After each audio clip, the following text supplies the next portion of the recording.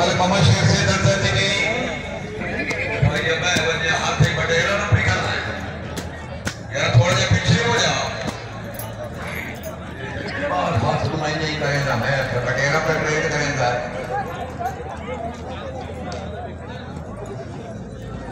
मलिक मोहम्मद शेख से दर्जा दौलत यूं हबीब से मौजूद है सामने स्क्रीन पे नजर लगी पहली पट्टी घोड़ा सेवर हीरा सामा झोला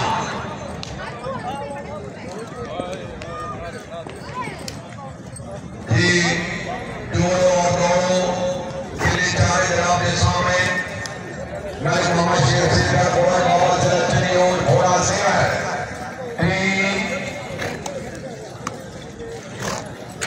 नहीं एक पंजाबी फिट करो मजा ना आवे इनकी पंजाबी पंजाबी घोड़े निकलने का मजा आवे बोल बाजी में आप नहीं हर कोई बट घोड़ा चलो हो नहीं सकता टीम आगे वेरी गुड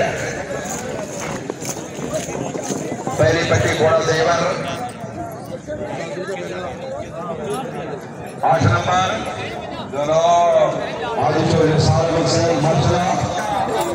सही सवाल है क्या पता है आज जो इंसान में से जगह नंबर 155 शुभारी शालिकर और साथी मास्टर की दुकान पर 5000 का हौसला नहीं या मेरा नहीं अब्दुल कादिर गुजर से